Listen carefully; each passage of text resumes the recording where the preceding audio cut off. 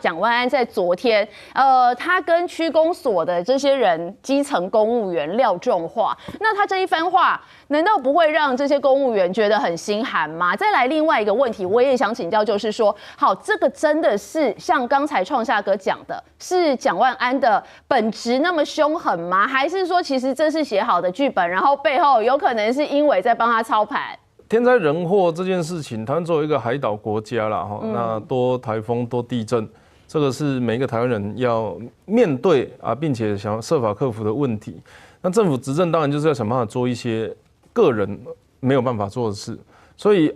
你说水沟清淤啦、堆沙包啦，有一点点还不能，水沟清淤还不能算个人的，了不起就家里的孔道看一下，看看有没有长山苏。哦，那不然的，这个人能做的事情尽量做，对对。但是如果到被 Q 到了，这逻辑很简单嘛，就你今天洗澡的时候，因为头发掉太多啊，然后那个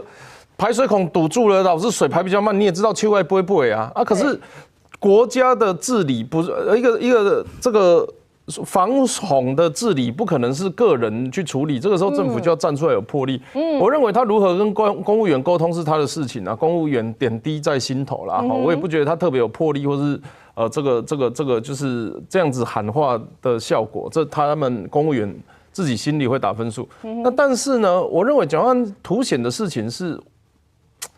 就我的角度来看，我觉得他好像什么都不太懂就他身边明明有那么多资深的国民党的前辈，或者是在地的民意代表，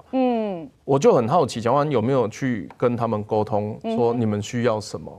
就假设今天我是假设啦我是台北市长，那发生这样子的事情啊，预计要防洪了，那我开一个会议的话，那我现场可能就会讲说，某某局长，你帮我问一下邻里还有什么需求？某某局长要帮我确认哪一个水门或者是哪一个发电机抽水机，在上一次没有表现正常的情况下，这一次要再加强巡视。就如果我们听到这样子的东西，我认为居民的会比较安心那他是就。假设就算这是一场秀，就算这一场市政会议是一场秀，对，他要表现给台北市民安心的感受的话，那蒋万安的方式是，不要让我临时又接到什么讯息你要现在都要准备好，有问题现在要提出来那有些人的做法会是然后我们确实的把每一个步骤、每一个关键的节点讲出来。对，我想这是不一样的执政风格啦，倒也没有对错的问题。但是我为什么会说，我觉得他好像不太了解的原因，是因为其实。像我刚刚在这一阵子我们所了解的，包含沙包啦，包含山苏，就是你如果要作秀啦，就算你要作秀，我听到有水沟有山苏，当天下午就应该要去把它弄掉了。我不会去找人站出来讲说什么山苏是山上冲下来的。对，山苏不是小草山苏是蕨类。蕨类的特色是什么吗？没有个1-2年没有办法长那么大株的结果我们的做法事情，市府的研考会主委跑出来讲说这个是山上冲下来的。我是建议这种都没有必要了。这个不要说这个内湖居民或什么绿营支持者，这个很多国民党的民意代表听了也觉得你没事还是不要乱讲话好了。我们现在防洪，我想大家最重要的事情，因为我过去待在高雄，那这几年最有名的水患事件，大概就是因为韩国瑜在竞选时候，所说出的5000栋什么3000栋5000坑，5000个天坑啦，就不管他用的，那个时候我在高雄，我其实看得非常非常不服气啦。当然，因为我们自己在治理上，不管是预算或者是该做的事情有做没做。差多少，我们自己点滴在心头。然后包含小时候我们都知道水可以淹到马路，但是水不可以淹到家里。是。那当我们高雄人或是台南这次包含在仁德发生的事情，就是说，我们可以允许水淹到马路，不可以允许水淹到家里的这个标准，慢慢在我们这一代建立之后明明是一个及格的淹水，及格的水患，却被媒体攻击成好像。非常严重或者是被不懂的，那个时候我们就觉得韩国也不懂嘛，所以你跑出来跟我讲这个，我们其实是很诧愤的那作为一个高雄南部不管是因为海水涨潮，或者是这一次这个在台南我们看到有相关的灾区，其实每一次水患我都不喜欢。政治口水，那但是什么叫政治口水？就是说，除了就市里以外的事情在讨论，或者是拿别的县市来比较，甚至是在那边什么我应该88克腌，78才腌啊，8点半到9点10雨量，就是这种其实都只是在争功诿过。我认为啦，执政者肩膀宽一点啊，不要把批评或是建议指教都当作是攻击。每一次那种膝反射式的，英伟又出来讲2句啊，然后谁又出来打2下。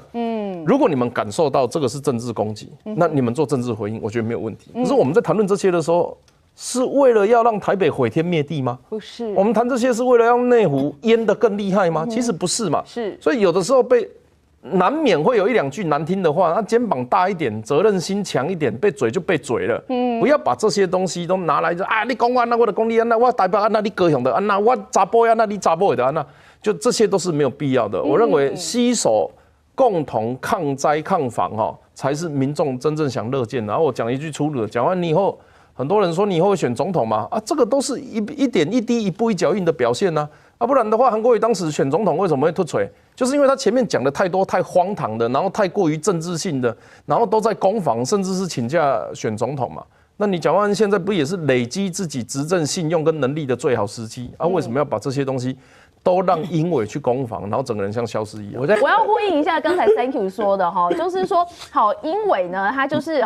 有找了这个植物专家，然后就是判定说，这个山苏啦是上游冲下来的，不会影响这个基淹水那这一番话呢，其实听在大家的耳里不晓得是作何感想。我想来问一下朱朱姐，你觉得他在就是8威台风要来的这个时候，大家都在准备防灾工作，那你现在在跟我讲说山苏它是山上冲下来的，不会影响积水，这样子难道就是不会让人民、让老百姓听了觉得更反感吗？今天也有媒体用这个题目去问蒋万安市长，他也没有针对这个问题回答。他说我们都会叫环保局去清理等等那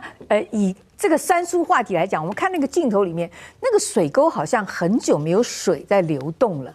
非常的干，就让大家很奇怪说。那个水沟，如果它有正常的排水功能，它是不是经常要去流动所以这个部分因为是在内湖，我不清楚了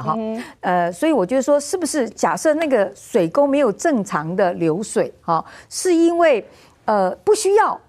它是一个备用的水沟平常就没有在流水的，准备那个比较大量的水来了才排，还是怎么样？假设它正常的有水沟。水在流动，它里面就不会囤积一些杂物或者是说垃圾等等那可能就是太久没有水流动，才会长出一些杂草来。那这个就是我觉得环保局要去清淤了，去清沟。当然环保局也有说，他们每年固定清多少他们现在的这个清沟的这个里数跟他们的这个次数已经超越以前的市长了所以我觉得这个部分我们实事求是，好好的去解释这个问题，说那个山苏是山上流下来的，坦白讲有点在耍嘴皮子啦。我这样讲搞不好英伟的粉丝又来骂我了但我要讲就是说以那个照片来讲，山苏是从水沟里长出来的不是从哪里冲下来的而且山上冲下来的话，它也不会在那边停留很久，它可能就马上冲走，也被冲走不会给你，而且它明明就还有水沟盖不会给你好像在那边停留那么久然后所以我觉得这可能只是它很诙谐的有开玩笑的方式来回应这件事情吧。